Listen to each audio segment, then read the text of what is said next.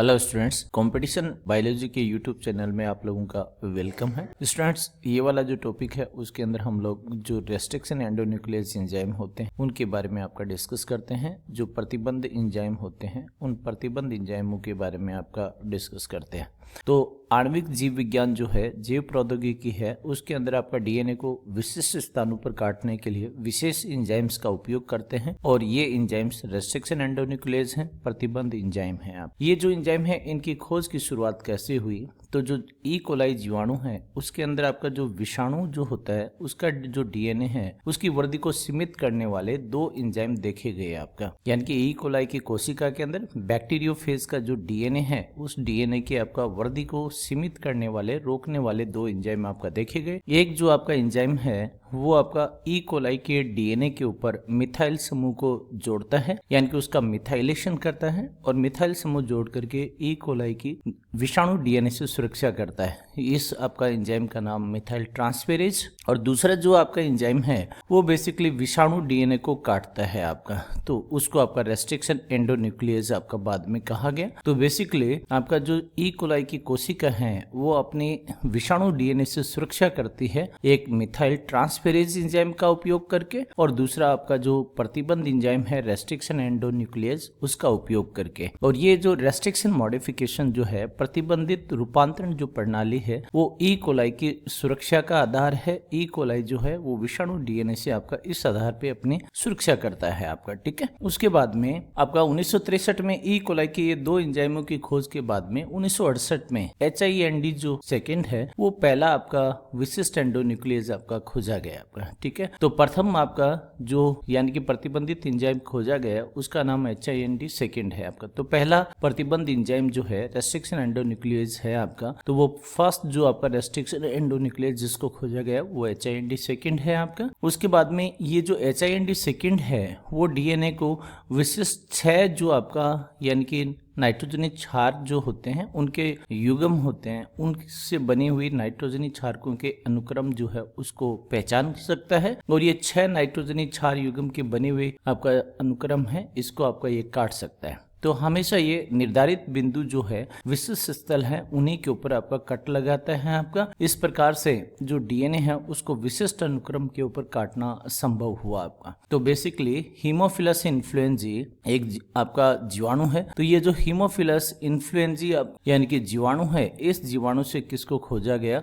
HIND second जो है उसको स्टूडेंट्स खोजा गया आपका। तो प्रथम खोजा गया आपका जो रेस्ट्रिक्शन एंडोन्यूक्लियस एंजाइम है उसका नाम HIND सेकेंड है। उसके बाद में अभी तक वैज्ञानिक लोगों ने 900 से अधिक आपका रेस्ट्रिक्शन एंडोन्यूक्लियस को खोजा जा चुका है और उनका नामांकन जो है वो किया गया है, नोमेनक्लेचर किया गया है। तो 230 से आपका अधिक जो जीवाणु की आपका स्ट्रेन होती है आपका, 230 प्लस आपका बैक्टीरिया की जो आपका स्ट्रेन है, उनसे 900 से अधिक आपका जो रेस्ट्रिक्शन एंजाइम है उनको खोजा जा चुका है। रेस्ट्रिक्शन एंजाइम के नामकरण के लिए एंजाइम का जो आपका पहला अक्षर होता है वो उसके वंश के नाम को निरूपित करता है, वंश से लिया जाता है। अगले 2 अक्षर जो है उसकी जाति से आपका लिए जाते हैं आपका। उसके बाद में एक अक्षर उसका जो स्ट्रेन होता है उससे आपका उपयोग लिया जाता है, और रोमन अंक जो है वो उसके पृथक्करण के क्रम को आपका दर्शाता है। जैसे यहाँ पे देखिएगा, ये जो है वो एक रेस्ट्रिक्शन एंडोन्यूक्लियस का आपका नाम है। तो ई जो है वो आपका ये जिस जीवाणु के वंश से लिया गया है, ई का अर्थ हो गया इस्रीसिया, उसको आपका निरूपित कर रहा है। CO ये 2 जो अक्षर हैं आपका, ये आपका उस वंश की प्रजाति के नाम को आपका निरूपित कर रहे हैं, या प्रजाति के नाम से ये 2 अक्षर लिए गए, कोलाई, ठीक है। CO का अर्थ यहाँ पे आपका क्या हो गया? कोलाई। और R जो है वो उसकी जो प्रभेद होती है, स्ट्रेन होती है, उस स्ट्रेन को आपका निरूपित कर रहा है। और आपका जो ये फर्स्ट जो है रोमन का, वो बेसिकली इसकी खोज का अनुक्रम दर्शा रहा है। तो देखिए E इस्रीसिया, CO कोलाई, RY13 ये इसकी प्रभेद है आपका। ये RY13 आपका क्या है? प्रभेद। तो इस प्रभेद से आपका R लेटर लिया गया है, तो R स्ट्रेन से लिया गया है। और आपका खोज का क्रम क्या है? खोज का क्रम फर्स्ट है, इसलिए इसका नाम क्या हो गया? इको R फर्स्ट। जैसे HIND आपका सेकंड जो है, तो इसके अंदर H जो है वो बेसिकली हीमोफिलस है आपका, और IN जो है वो इन्फ्लुएंजी से लिया गया है आपका, इन्फ्लुएंजी, और D जो है वो इसकी एक आपका स्ट्रेन है RD, उससे आपका ये D अक्षर लिया गया है, और खोजने का क्रम आपका क्या है, सेकंड है। इस प्रकार से रेस्ट्रिक्शन एंजाइम के नामांकन किया जाता है स्टूडेंट्स। और अभी तक 900 से अधिक आपका रेस्ट्रिक्शन एंजाइम्स को जीवाणु कोशिकाओं से खोजा जा चुका है, जिसके लिए 230 से प्लस अधिक जीवाणु जो प्रभेद हैं उनका उपयोग किया गया है। ये जो रेस्ट्रिक्शन एंडोन्यूक्लियस जो होते हैं वो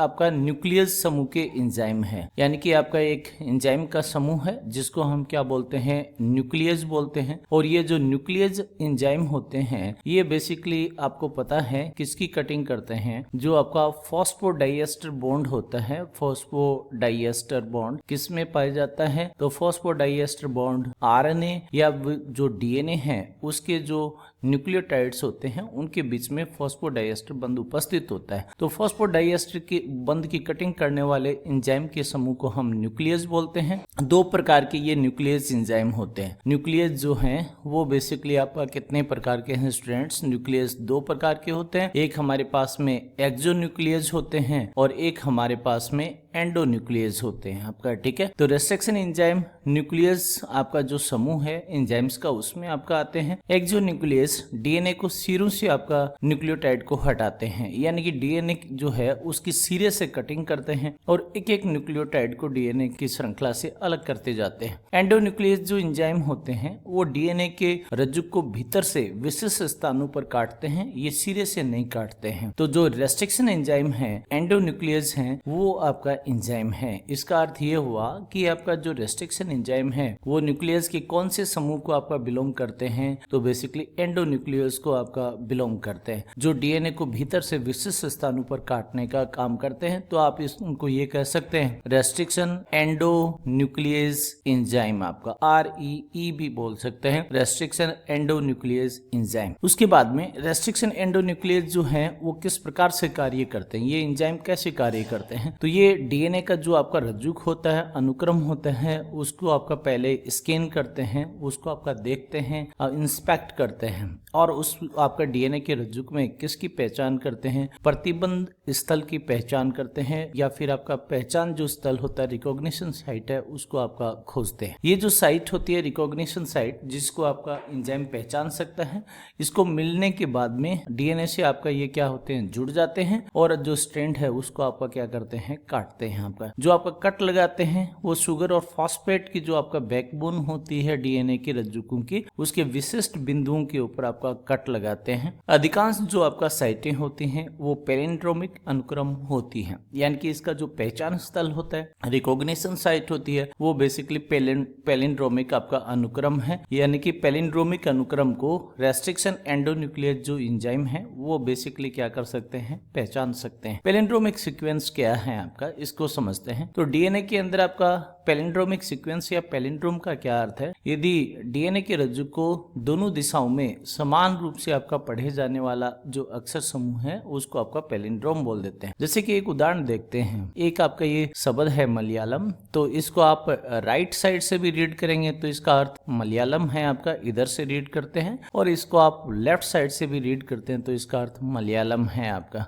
ऐसे ही आपका जैसे मैडम शब्द है, तो जो मैडम शब्द है उसको आप राइट साइड से भी आप रीड करेंगे तो ही आपका मैडम अर्थ आएगा, और लेफ्ट से भी आपका मैडम अर्थ है आपका। तो DNA के अंदर आपका ऐसे रज्जुक दोनों स्ट्रैंड्स पर समान आपका क्या पाई जाती हैं, यानी कि ये आपका अनुक्रम उपस्थित होते हैं पठन के ऊपर। जैसे उदाहरण के लिए मैं आपको बताता हूँ, GAA, ठीक है, TTC, और दूसरा आपका बेसिकली क्या है, यानी कि CTT का G आपका, यानी कि AA और आपका G। तो ये 5 प्राइम हो गया, ये बेसिकली 3 प्राइम हो गया, ये 3 प्राइम है और ये 5 प्राइम है। यदि आप इस रज्जु को 5 प्राइम दिशा से आपका इस दिशा से पढ़ते हैं तो ये सीक्वेंस होती है, दूसरी रज्जुक में भी इसको 5 प्राइम दिशा से पढ़ते हैं तो ये वही सीक्वेंस आती है।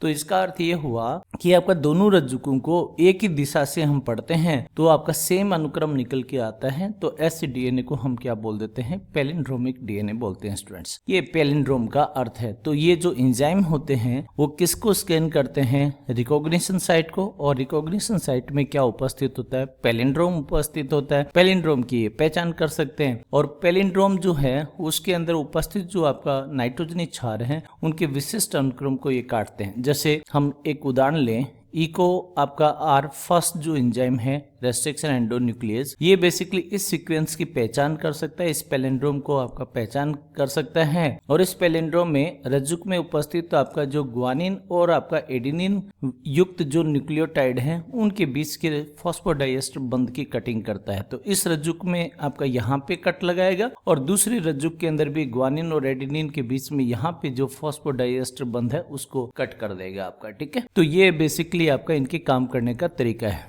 जैसे एक उदाहरण दिया गया है पैलिंड्रोम का, ये एक पैलिंड्रोमिक आपका अनुक्रम है, ठीक है। तो आप GAATTC यानी कि इस दिशा से आपका पढ़ते हैं इस रज्जु को 5' दिशा से, तब आपका ये है, तो दूसरे रज्जु को भी 5' दिशा से आप पढ़ेंगे तो सेम सीक्वेंस है। आप यदि इस रज्जु को 3' दिशा से पढ़ते हैं तो ये वाली सीक्वेंस है, दूसरे रज्जु को भी 3' आपका दिशा से पढ़ेंगे तो आपका समान सीक्वेंस आएगा। आपका DNA की दोनों रज्जु को आपका 5' से 3' में समान रूप से पढ़ा जाए तो एक समान आपका अनुक्रम निकल के आएगा। और यदि उल्टा भी करते हैं यानी कि 3' दिशा से दोनों रज्जुकों को 5' दिशा में पढ़ते हैं तब भी समान अनुक्रम आपका पढ़ने को मिलेगा, तो उसको हम क्या बोल देते हैं, पैलिंड्रोम। ये इको आर फर्स्ट जो एंजाइम है उसका आपका क्या है, पहचान अनुक्रम है, ये उसकी आपका पैलिंड्रोम है। ये बेसिकली इको आर फर्स्ट जो है उसका आपका क्या है, पहचान अनुक्रम है। इसकी पहचान आपका इको आर फर्स्ट कर सकता है। पैलिंड्रोम जो है वो विपरीत आपका रज्जुक के ऊपर समान अनुक्रम दर्शाता है, यानी कि दोनों रज्जुकों के ऊपर, ये एक रज्जुक और ये दूसरा रज्जुक, तो ये 5' सिरा हो गया, ये 3' हो गया, ये 3' और 5', तो दोनों रज्जुकों को समान दिशा से आप पढ़ेंगे। यदि इस दिशा से पढ़ रहे हैं पहले वाले रज्जुक को तो दूसरे वाले को भी 5' दिशा से पढ़ेंगे तो समान अनुक्रम आपको प्राप्त होता है, उसको हम पैलिंड्रोम बोलते हैं। आगे बढ़ते हैं, स्टिकी एंड्स और ओवरहैंग। ये जो एंजाइम है वो जब आपका पैलिंड्रोम को काटते हैं तो कुछ एंजाइम जो हैं वो पैलिंड्रोम के केंद्र से थोड़ा हटकर, आपका सेंटर से नहीं काटते हैं, सेंटर से थोड़ा हटकर सिरे की तरफ कट लगाते हैं। तो विपरीत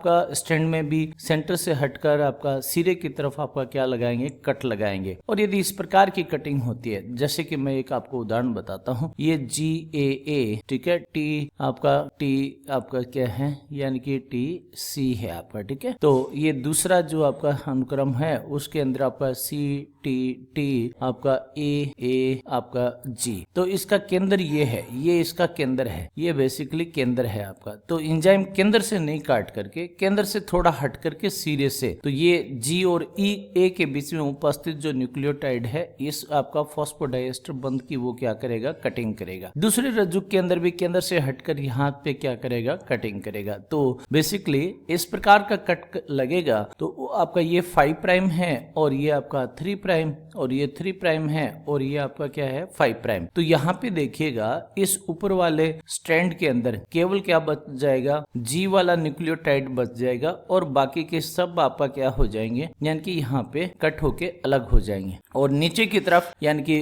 CTT AA और आपका G उपस्थित है, तो ये जगह खाली होगी। और नीचे वाले की जब कटिंग करेंगे तो बेसिकली आपके पास में क्या हो जाएगा, GAA आपका TTC और बेसिकली आपका यानी कि यहाँ पे कट लगा दिया, उनको हटा दिया है, तो यहाँ पे G होगा और ये बेसिकली आपके पास में क्या होंगे, खाली आपको जगह होंगे। तो ये बेसिकली इसका 5' सिरा, ये इसका 3' सिरा, ये 5' हो गया और ये बेसिकली 3' हो गया। तो ये जो आपका जगह है, आपका खाली जो आपका स्थान बना है, यानी कि यहाँ के आपका न्यूक्लियोटाइड हटाए गए, यहाँ पे इनके पूरक यदि न्यूक्लियोटाइड हैं तो उनको हम जोड़ सकते हैं। तो आपका छोरों पर एकल स्ट्रैंड ओवरहैंग बनते हैं और ये जो आपका एकल स्ट्रैंड आपका ओवरहैंग बन गए हैं, ये जगह खाली हो गई है, इसको हम क्या बोल देते हैं, स्टिकी एंड बोलते हैं, चिपचिपा सिरा बोल देते हैं आपका। आपका चिपचिपा सिरा। तो बेसिकली आपका जो चिपचिपा सिरे वाले जो आपका